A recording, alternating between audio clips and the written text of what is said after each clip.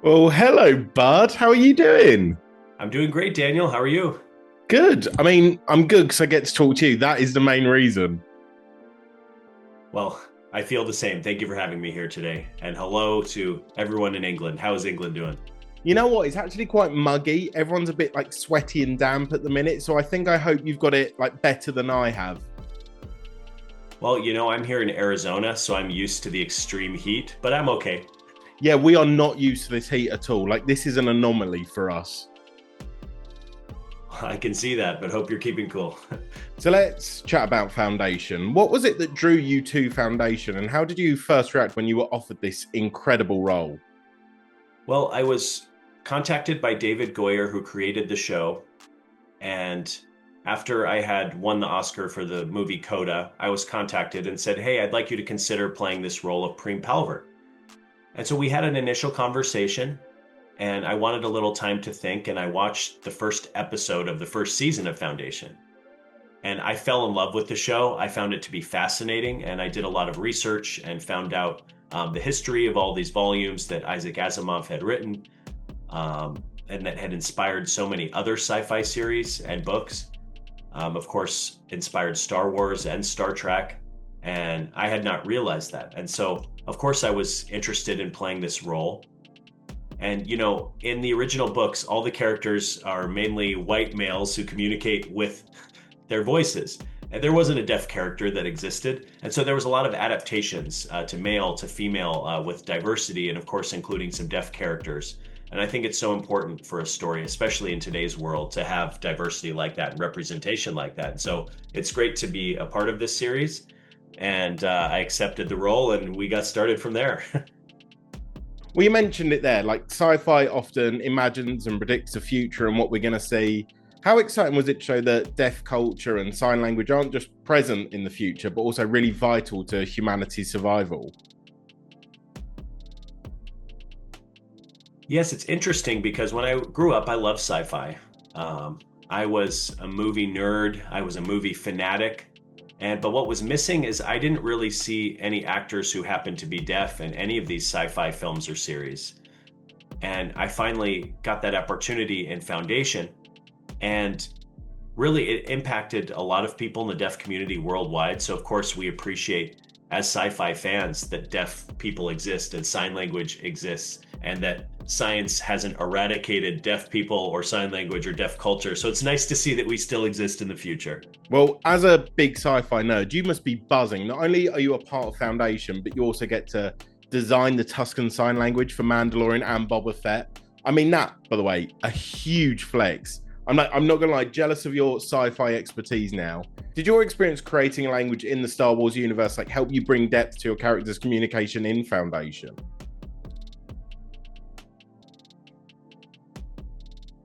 Well, I think the difference was in Star Wars, when I was trying to create sign language that would fit the Tusken Raiders and their homeland and the desert and the costumes that they used and the thick gloves. It was really hard to sign with those thick gloves on, and I had to make those adaptations. But in Foundation, you have all of these technologies that don't exist, and so we had to use visual references and actually look at physical props to create some of these signs. So some of the spaceships, when we looked at visual references of what they look like, we'd find these hand shapes to fit the shape of the spacecraft. For example, this Y hand shape would fit this type of spaceship. This would be another hand shape for another spaceship, and here's yet a third. So we had to play around with those, and it was a really fun process to showcase these signs and the props as well, as I mentioned. So there was these musical instruments, and you imagined it being more like a flute or recorder, and then we saw this big kind of saxophone with keyboard keys on it, and so we had to create all of these signs, and so it was really an amazing process. I'm going off script here. You are so cool. Like, you've got an Oscar. You're now the face of sci-fi. Can we just become best friends at this point? Sure. Yep, let's meet for some tea when I visit England next. Wait for the weather to get a bit better. You'll be like a very horrible, sweaty mess. Okay, understood. I'm kind of used to it, because I'm here in the desert, but I do go to England from time to time, so hopefully we'll meet one day in the future. So you've broken like huge ground for deaf actors with CODA and all of your other projects. How do you see roles like this opening up more opportunities in like genre TV, especially in these like big budget productions like Foundation? I'm starting to see more opportunities out there for deaf actors and a few more doors begin to open. But it's a slow process, but I feel really strongly in my gut that more are coming. A little bird told me that there's a huge movie with even more deaf folks involved. So I'm excited to see more and more opportunities out there for deaf actors. And I'm really grateful actually to the BAFTA and the Oscars to show the world that perspectives can be changed, if you know what I mean. And so where I am now is, this is where I am now. Hello, Daniel. Your career, I love. CODA is one of my favorite films of recent times. But as you said, like Foundation, Star Wars, even Curb Your Enthusiasm. Do you have a sort of pinch me moment where you step back and think, wow, I've just been in some of the most iconic projects of all time? Well, really, before the awards and all that, I just felt like everyone else. I was just a struggling actor. And then I felt like I needed to pinch myself more and more frequently. And because it's really been an amazing journey. And I really wanted to show the world that deaf actors don't have limits. We can stretch out our capabilities. We can do drama, we can do horror, we can do sci-fi, we can do comedy. I'll be on a show soon for Netflix called Black Rabbit that I'm involved with too. That's a limited series. So it's nice to see these doors open and more abilities to showcase my work. I'm glad you mentioned Black Rabbit because it's taking every fiber in my being not to shout about it. Because I saw you post a trailer on Instagram and I haven't stopped watching it. It's like become my whole personality at this point. I'm very excited about it, definitely. As well as Foundation, it's cool to play a character that isn't a victim, that not to be someone who the audience has sympathy for. Unless it's based on a true story, I try and avoid playing victims. I want to play empowered, strong characters. You are menacing in this, by the way. Like I'm so glad that the you I'm getting now isn't the Black Rabbit version of you. Well, that's a character, but I'm just like you, Daniel. But it's really fun to play different characters. You can play a sweet character, you can play a horrific character. It's nice to have that range as an actor and play different types of characters in my work. You're working opposite some absolute icons in this as well. Jason Bateman, Jude. What was it like collaborating with them both in front and behind the camera? When I was growing up, I was a huge fan of both Jason Bateman and Jude Law, and I've seen so many of their projects through the years.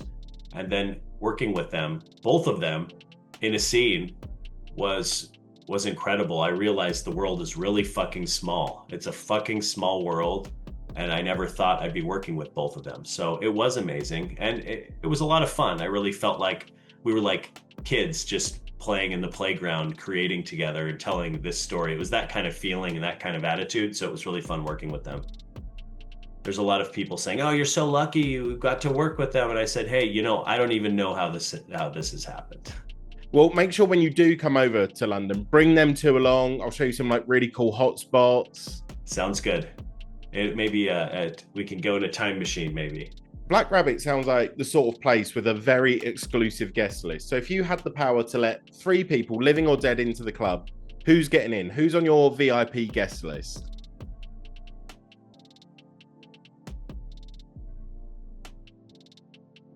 Okay, who I would invite as my VIPs?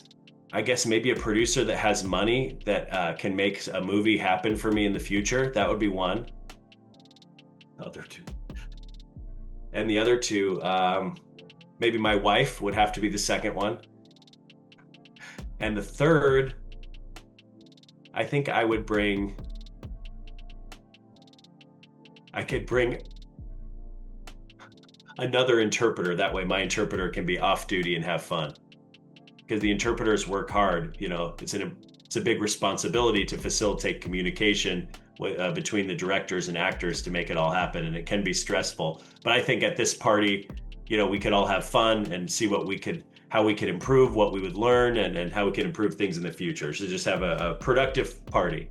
Well, speaking of parties, I also imagine the Black Rabbit is a sort of place that throws some wild parties. So I'm going to give you your chance now to make me very jealous. What was your Oscar after party really like? Like, what went down? Just tell me everything. Well, I can think of one example. So we went to a few parties, and actually, Zach, who was the showrunner and writer for Black Rabbit, Zach and Kate, we met because he was nominated for King Richard. And he said, Troy, what kind of character would you like to play in the future? And he goes, and I said, I want to play the villain or a bad guy. And then 2 years later, it actually happened. And he wrote me a role as a villain. And so I guess that was just a great way to meet so many people who are amazing storytellers. And we met at one of the Oscar parties. I met Javier Bardem a few times. And of course, Javier Bardem was in No Country for Old Men. And I was scared of him. I thought he was a pretty dangerous guy, but in real life, he's very sweet. You know, you see him on the big screen and they're so frightening. And then in person, he was such a sweet guy. He was one of my favorite people I met that night. I worry that your expectations of parties are so high now that when you do come to London, I'm only going to let you down because my parties are nowhere near as good. No, you know, it's no difference to me. You know, when I go to a party and all you hearing people are like, it's such a noisy party, but I don't have any problems. I can enjoy any party regardless of how loud it is. Brilliant. I can put on my rubbish music. It'll be fine. Wicked, because I have a bad taste of music. You're safe with me. You know, if you have shitty tasted music, it's no problem. Troy, thank you so much for chatting to me. I absolutely love that. It's really cool to be able to talk to you. And also, Justin, thank you so much for all your hard work. You two are iconic.